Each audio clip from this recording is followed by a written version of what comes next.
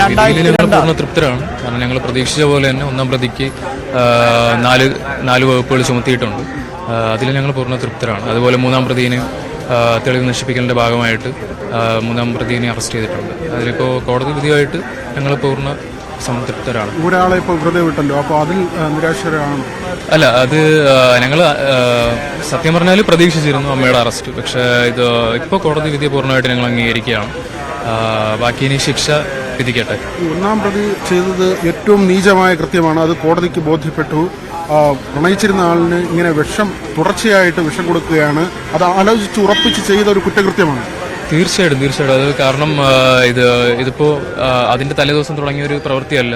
ഇതിനു മുമ്പും പാരസിറ്റമോൾ കലക്കിയിട്ടും കൊടുത്തിട്ടുണ്ടായിരുന്നു. അപ്പോൾ ഒരു ഓൾമോസ്റ്റ് ഒരു 6 മന്തോളം പ്ലാൻ ചെയ്തിട്ട് എക്സിക്യൂട്ട് ചെയ്ത ഒരു കൊലപാതകമാണ്. അപ്പോൾ അതിനു വേണ്ടുള്ള എല്ലാ തെളിവുകളും, ഡിജിറ്റൽ തെളിവും എല്ലാം കിട്ടിയിട്ടുണ്ട്. പിന്നെ മെഡിക്കൽ തെളിവാണ് മെയിനായിട്ട് ഇതിൽ വന്നിട്ടുള്ള. മെഡിക്കൽ തെളിവും പിന്നെ ഡിജിറ്റൽ തെളിവും ആണ് മെയിനായിട്ട്. ഈ മരണാസന്നനായി കിടക്കുമ്പോൾ പോലും ഒരു ഓഡിയോ ക്ലിപ്പ് പുറത്തു വന്നതിൽ താൻ തെറ്റ് ചെയ്തിട്ടില്ല എന്ന് ആവർത്തിച്ച് പറയുകയായിരുന്നു ഗ്രീഷ്മ. അപ്പോഴും കള്ളം പറയുകയായിരുന്നു. അതെ, കള്ളം പറഞ്ഞ് ഞങ്ങളെ മാനിപ്പുലേറ്റ് ചെയ്തുകൊണ്ടിരിക്കുകയായിരുന്നു. ഓരോ കാര്യങ്ങൾ പറഞ്ഞിട്ട് മാനിപ്പുലേറ്റ് ചെയ്ത് ഞങ്ങൾ അതിലോട്ട് എത്താതിരിക്കാൻ വേണ്ടി, അല്ലെങ്കിൽ അവന് ചികിത്സ കിട്ടാണ്ടിരിക്കാൻ വേണ്ടിയുള്ളൊരു ശ്രമമായിരുന്നു ഗ്രീഷ്മ നടത്തിയത്.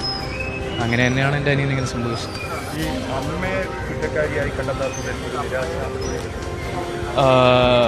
ഞങ്ങൾ പ്രതീക്ഷിച്ചിരുന്നു എന്നുള്ളത് സത്യമാണ്. പക്ഷേ ഇപ്പോൾ ഞങ്ങൾ കോടതി വിധിയെ പൂർണ്ണമായിട്ട് അംഗീകരിക്കുകയാണ്. ഇനി എന്തെങ്കിലും വേണമെങ്കിൽ പ്രോസിക്യൂട്ടറുമായിട്ട് സംസാരിച്ചിട്ട് ബാക്കി.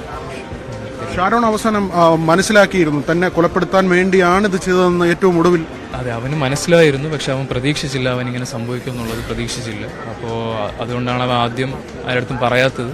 പിന്നെ ലാസ്റ്റ് അവന് മനസ്സിലായപ്പോഴത്തേക്കുമാണ് പപ്പയടുത്ത് അവൻ പറഞ്ഞായിരുന്നു.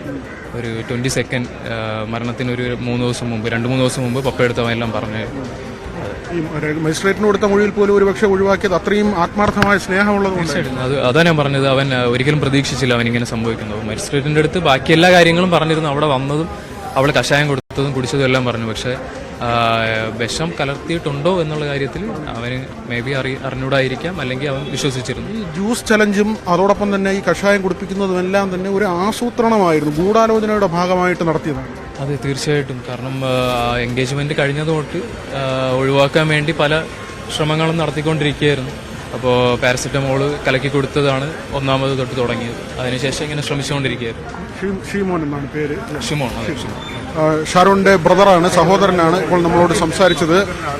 അദ്ദേഹം ഈ വിധിയിൽ സംതൃപ്തി പ്രകടിപ്പിക്കുന്നുണ്ട്. കാരണം ഈ ഒന്നാം പ്രതി കുറ്റക്കാരി എന്ന് കണ്ടെത്തി. അത് ഏറ്റവും വലിയൊരു നേട്ടമായി തന്നെയാണ് ഈ സഹോദരൻ കാണുന്നത്, ഷിമോൻ കാണുന്നത്.